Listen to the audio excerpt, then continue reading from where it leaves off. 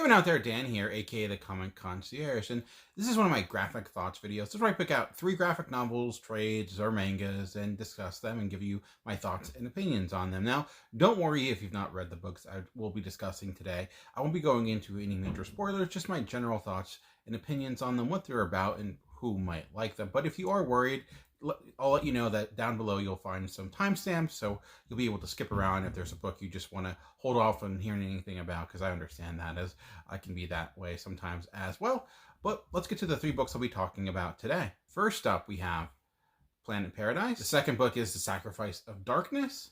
And our last book is The Harrowing of Hell. When I do this video, I do try to see if there's any connecting themes regarding these comics, sometimes just by accident, sometimes by purpose, and these were just literally the last 3 books I read, so it wasn't purposeful. But as I do look at all 3, they do have an element of sacrifice that permeates each and every one, some more severe than others. They also deal with the idea of really traversing into an unknown world in a bit, sometimes more literal and sometimes a little bit more symbolic, so we'll get to that. Ultimately, I think they are 3 different books, at least their story structure and general design. The first book we're going to talk about today is Planet Paradise, and this is a book that is actually quite a quick read, because it's also a pretty simple premise as well. This takes place in a future where individuals kind of go off planet if they want to do like a special vacation or something like that. So you have this couple that decides that's something they want to do. Let's go on a nice vacation. And of course, with this being a book, bad things happen, and that includes their spacecraft actually crash landing on a planet that kills a lot of individuals. The wife awakes, but the husband does not. And her and really the last crew member who's severely hurt have to basically survive and in this foreign land that they know nothing about, that is full of creatures that just kind of want to eat them. They're the perfect snack. That came with like a nice delivery service that they weren't expecting. Grubhub in space, I guess, but the snack here is humans. And again, the structure here is pretty simple, but I think what was really unique about it, what I found to be the most intriguing aspect of the entire book, is the page structure, the general panel layout. There's a lot of different takes. Like, it's not your typical 6-page grid. The way it looks like it's your kind of digest size, like you see like a lot of Oni books are like this, right? And typically it's 6 panels in each page, very quick paced. This time, this setup, there's maybe 1 panel on a page, maybe 2 panels on a page. Jesse Lonergan is the author, creator, really the person who's doing everything for this book. And I think because of that, you see a real command of the story. What I was impressed with was how the page structure was very unique in a way. Like, I've seen a lot of books like this size, this digest size. Only Press is really common. Not exactly like that's not a square, but because of that, I expected a lot of 6-page grids. That's usually your typical design for this, and it has some of that, but really it expands upon that. Sometimes there's like 1 panel on a page, and why I think that's important is because you're dealing with space here sometimes. So utilizing that space, I think, allows you to put you in that mindset. The coloring, I thought it did a pretty good job in the sense of this planet seems very desolate, like the yellows and grays that it used. It gives you the sense of this is a planet where life is very barren. It's there, but what is there when you have a creature show up, it's very bright and in your face, so that that's something you need to be concerned about. And then utilizing black when you're in more the spaceship and dealing with the actual craft. So there's just that use of negative space, which was done well as well. So the art is not, again, super detailed, but I think what it is very successful at is telling the story, which is what you need to do. I just like the variation of page layouts. I think that what kept my interest throughout, because you never got settled within the page. It made you almost feel uncomfortable in a way, putting you in the shoes of the characters, because what you have here is an individual, that they're in a land that they don't know, and usually reading comics, you have certain expectations of what pages are designed, like where you should go, and this was able to kind of remove that a bit, but without losing comprehension, so you don't feel lost. It's not like you don't understand where your eye should go, but where you would usually see another panel, maybe there's nothing there. This is a book I am kind of glad I got from the library. I don't try to include price with anything, because I feel like price is fluid and it changes, and it shouldn't impact the way you review a book critically. But it is a very quick story. So if you're someone who wants to kind of feel like you're getting the bang for your buck, and feeling like if you're going to spend the money on an original graphic novel, that you feel like you're getting a complete story that is outside of your normal like monthly issue, I think this really felt like an extended monthly comic, like a rather big one-shot. I enjoyed it. It was good, but it wasn't something that I felt the craftsmanship would make up for the lack of quantity in a way. So just something to consider. But I thought, in the sense of, was it able to execute its idea? And I think where it really comes in, without giving anything away, is at the end, because you really see this progression of this woman who's this normal, everyday human being. She's not an adventurer. She's just going on vacation, put in a situation that she's not used to, and what kind of lingering effects could that have? And I think we kind of see that as the story progresses, and there's a little bit after this main adventure that I thought this is where the story really shined, because it became more than just a survival story. It looked into, I would say, PTSD in a very light sense, more so the adrenaline push. The thing I kind of would make this akin to is something like The Hurt Locker, where you have that main character who's always looking for the next thrill. So what would happen if, not necessarily you're a soldier, but what if you were put in a situation like that, where you had to fend for your life, and then you have to go on this general vacation or something like that, or you have to go to a different life? What would be the general impact there? Like, how would that change you fundamentally as a person?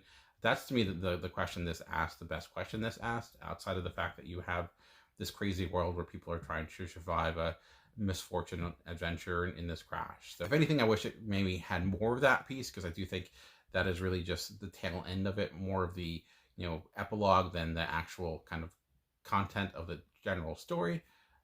But I did like the fact that it just didn't end when you would think it would end. It gave you a little bit more. Some people might take issue with the simplicity of the story and maybe even the art, but this is going to be a creator I put on my watch list and see what else comes out, because what really worked here, I thought, worked. And just, I think there's a kernel of idea here that with more experience, or being with the medium more, could lead to better stories in the future. Lastly, I did want to circle back to the piece that I mentioned with sacrifice, because I didn't really touch upon that a lot.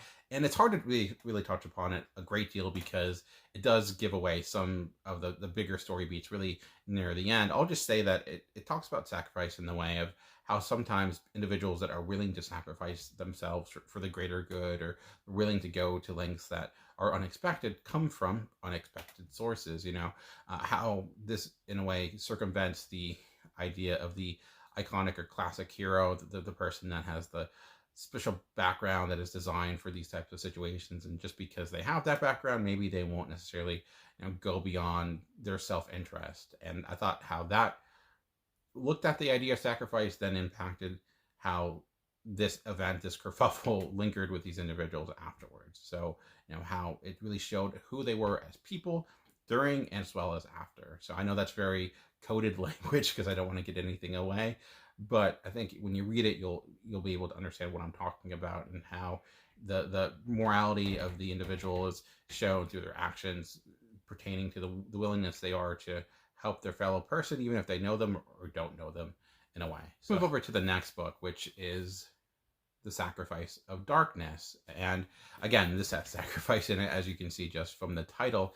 This book is something that took me a little bit to warm up to as I was reading through it. The general premise of this is that this is a world, actually it's kind of odd, this is coming out around the same time as the Scott Snyder Noctura series, but this is a similar general design, where you have this world taking place in some sort of future where there's no sun. But we know what happened. Ultimately, there is this individual who sacrificed himself, and you can determine if it was for the good or for the worse, where he went into space and caused this explosion. And that explosion, due to the energy source that was used, soaked up all the light, and now the Earth has no sunlight.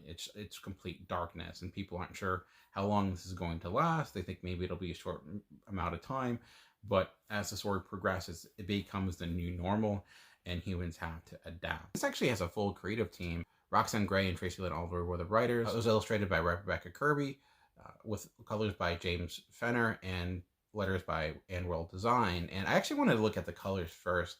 And when I talk about the art, I realize when I do these videos, I don't talk about the art nearly enough. I get a little bit too comfortable just focusing on story. So I'm going to try to fix that. And I want to specifically call out the colors here, because coloring in a book like this, with a story like this, is quite difficult, because you're dealing with two separate worlds.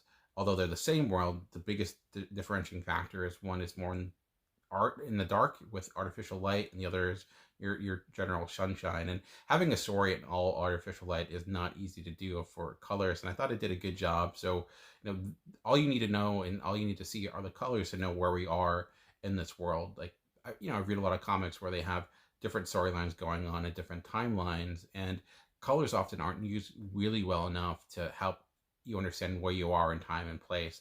This, again, it's easy to story decision because you have factors of two worlds, one dark and one light, but how was able to, you feel darkness and you're able still to comprehend what's on the page, compared to when things are a little bit more brighter in the past time. If there's one complaint with the colors, though, is that when it does become complete darkness and you're living in a world without sun, I don't know if it ever conveyed that complete idea of complete darkness well enough. So you understood just the plate to the degree you need to. Like, things got a little darker, for example. The colors certainly were much more muted, but not to the impact where you feel like this is a world that couldn't go on. It just felt like the things were a little bit more dim. I just think a page like that, or a couple pages, would really set the stakes a little bit more effectively, just so you really have a true understanding of what that sacrifice was like and what it did to this world. Looking at Rebecca Kirby's art, I think her characters have such a nice softness to them, especially when they need it. You have a much of the story which is just conversations happening between individuals, and that a big part of this is that romance, or maybe not even necessarily romance, that growing relationship between these two individuals, especially young love in a way, and a lot of it is conveyed through the emotions of the individuals on their faces, because there are people that are not going to necessarily say what they believe at first. They're going to need to warm up to one another, but the looks, the eye placement, things like that, the simple expression on the faces give you information outside of the context of the words they're saying. So you're seeing much more there, much more attraction, much more feelings towards one another than necessarily the words are saying. I also like how it played with the page borders in a way where there were often, like, the grid lines between each panel sometimes could be really widening in a way, and I think that is where you did see that complete darkness from panel to panel, where all there is blackness, especially when you see the characters separating, and all, but the more intimate moments, you see things come together a lot more. That to me was a good example of how you can use page design to convey emotion outside of just your general character moments and things like that. The base framework, I think, was mostly the 6-panel grid, but then really altering it in a lot of ways, a lot of vertical panels, a lot of horizontal panels. It never really stayed with one consistent design throughout. But I thought that, again, that variation was beneficial to the story, especially as you're, again, having these two concurrent storylines going on. The art style isn't something I think is going to necessarily blow you away, because the aesthetics, I think, are purposely simple, in the sense of, like, these are generally characters that you want to focus on. You don't want to distract individuals with a lot of lines. You want to look at, what are they thinking inside? Because a lot of this is an internal struggle that is not necessarily on the page. So instead of, having amazing backgrounds, or, conveying with a lot of crazy page layouts, it's to the point to focus on what's important. So it may seem mundane in that way, I think. Some people might just get a little bit bored with it because it doesn't vary at a great deal to an extreme level. But I thought if you really looked at what it's doing, and if you go a little bit deeper, you see there's actually a lot of creativity there, while maintaining the story it's trying to tell, not trying to have the art get in the way and be counterproductive to the tone of the general story. So again, looking at sacrifice, of course, sacrifice is in the title of this, but that two-part of seeing the lingering effects of someone's sacrifice, like how it can be misinterpreted or interpreted differently from different points of view, and then also what would lead someone to make a choice like that. I thought the former was better and more effective than the latter, but I did really like that piece. So although I had some of my issues with this book, some problems, I did end up enjoying it, but I think if those beats could have been a little bit stronger, if it could have been a little bit more coherent with its general purpose, personally, I would have probably liked it a lot more. All right, the last book we're going to talk about today is The Harrowing Hell, and you may know this by the Christian flag here, you may not, but this is focusing on Jesus Christ and taking place right after the crucifixion. The idea, again, of going back to sacrifice, maybe one of the most infamous sacrifices of all time, and the journey he takes through hell, like him dying and going through hell and having to traverse the land back in order to be resurrected. And it's clearly, full of biblical references. Like it certainly is there, but unlike something like Judas that came out from Boom Studios a few years ago, written by Dennis Hopeless, that I think in a way did a similar story. It's much more like a fable tale in a way. Like if you were to pick this up and I'm not telling you anything about it, you'd get there eventually, but at first you may not realize what this is trying to tell you. But it does do a lot of flashbacks to classic Jesus parables and stories in the Bible to again put this in context. Anytime you touch upon religion in any way, one of the questions is, is it saying anything specific about that religion? Is it being critical? Like, what it ultimately is the purpose of this? And I don't think this is directly trying to be critical of any type of religion per se, although there is a piece here in which you see Jesus looking at the future and seeing individuals taking the religion that he started in ways probably he did not intend. I think it ultimately is trying to be respectful of the idea, but maybe looking at how individuals have currently morphed the message for their own self-interest. This, I think, looks at what actual real sacrifice looks like and what that would entail, especially if you're legitimately, God trying to save the people that he helped create, or whatever, however you want to frame that in a way. I know religious, of course, is one of those topics you're never supposed to touch upon, but I do think, like, even if you're super religious or not super religious, wherever you may fall under this, I think you would appreciate this in the sense of it's clearly not trying to be line for line of what's in the Bible, but at the same time, it's not trying to be sacrilegious in any way, shape, or form. It may be critical, but as critical, I think, as many religious figures are of the religions that they follow at times as well. There's a lot of symbolism here. I think you could probably read this a few times and take different things out of it. I did really also like the art too, and clearly, like, utilizing red a lot. This is really black, white, and red are really the three main colors, and how the red becomes more and more dominant. How to utilize this red to both represent blood and sacrifice, and again, hell, and Jesus' descent, and how he's just like this white clothed figure going into the world that is just designed to destroy him, but the eagerness to keep going. Now, I can't speak for everyone, but in my interpretation of this book, I think no matter where you fall on the religious spectrum, whether you be atheist or devout Christian, whatever that may be, I have individuals all over the place. I grew up in a very religious household. Much of my family is very religious. I'm personally not currently. Having that experience, I do think I have a keen eye in understanding what individuals might take issue with, and I think most people that are open to interpretations of belief would enjoy this, and in the sense of what it's trying to say. It's not trying to point out and indicate what is right or what is wrong, but more so looking at this one specific event and what does it represent? What does it say about us as individuals? What does it say about Jesus Christ himself? What does it say about religion and the symbology behind it? There's, I think, a lot here. There's also, weirdly though, simplicity to it. This is a book with not a lot of dialogue. The art is telling much of the story, and I think the art is very effective at that. It feels almost like Renaissance paintings in a way as you're going through it, bit by bit. They're not as immaculate as that, but they tell as much as you need to say. And again, the general purpose of this is pretty straightforward, the idea of sacrifice. But when you look at a lot of the imagery on the page, I think there's some symbolism that I'm even missing myself. I think you could probably study this some great deal and pick out different things it's touching on within a biblical sense, but just a religious sense as well. As I think pacifism is actually a big part of this, outside of just the general idea of religion, and how that can be a powerful tool to spread one's message, and how that can maybe get into the purity of someone's belief, because it's not necessarily about pushing something forward, but representing what you actually believe on a higher level. Now, I've read a lot of comics that do touch upon religion, and mostly they are pieces of criticism or trying to analyze belief in some way.